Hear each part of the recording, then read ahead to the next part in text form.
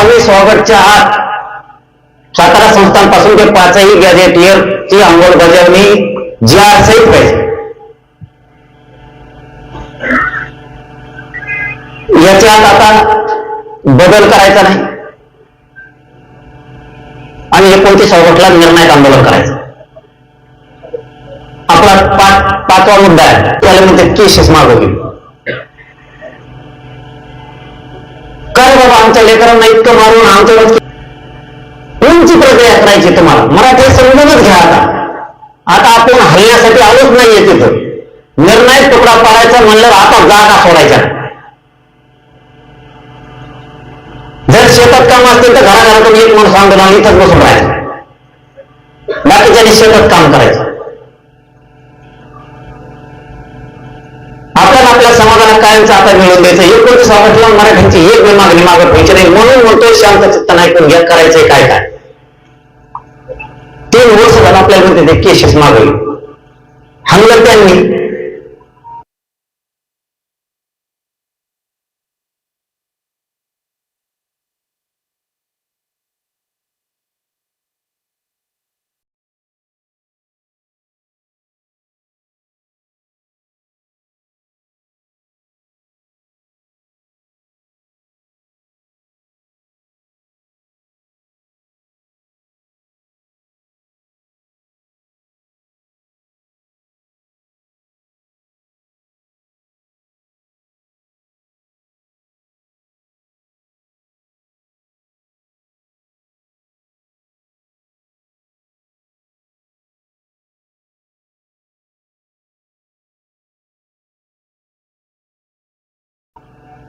Cases आपल्या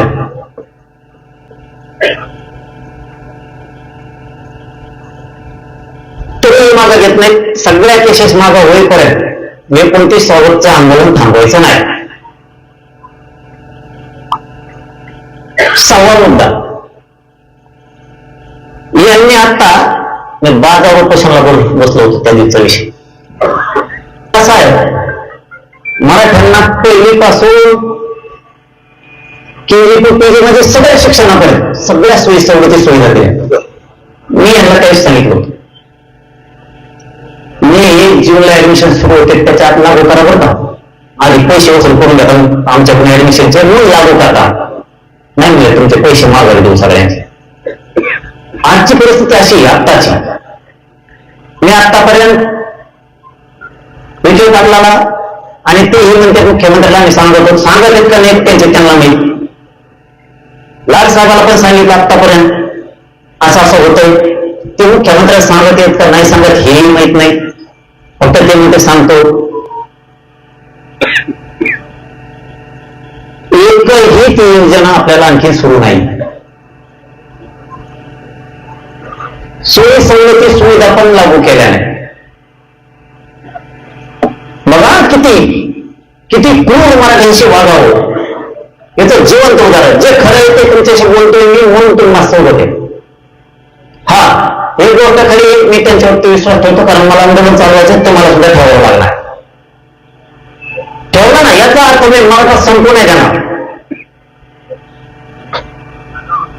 ते OBC सवलतीचं त्याच्यात पण राज्यातला एक विषय MBBSच्या BHMSच्या इंजिनिअरिंगच्या पोरांचा देशांतर्गत महाराष्ट्रातल्या सवलती आता देशांतर्गतल्या पोरांना सुद्धा लागू करून एकही शाळेला लागू नाहीत. कॉलेजला वैद्यकीय कोणत्याच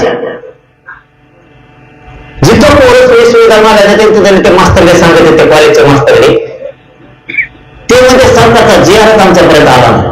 कोण कोणाला मूर्खात काढते हेच कळणार. अधिकारी सरकारला मूर्खात काढते का सरकार मराठ्याला मूर्खात काढते वेळ लागून द्यायला. 6वा विषय चालू आहे आपण.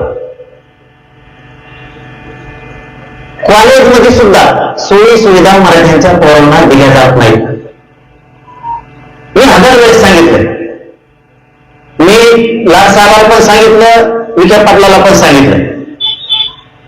मी तुमच्या दोघांचं नाव घेतलंय. तुमचा रोष व्यक्त करत नाही, तुम्ही सुग्रह म्हणून सांगायला.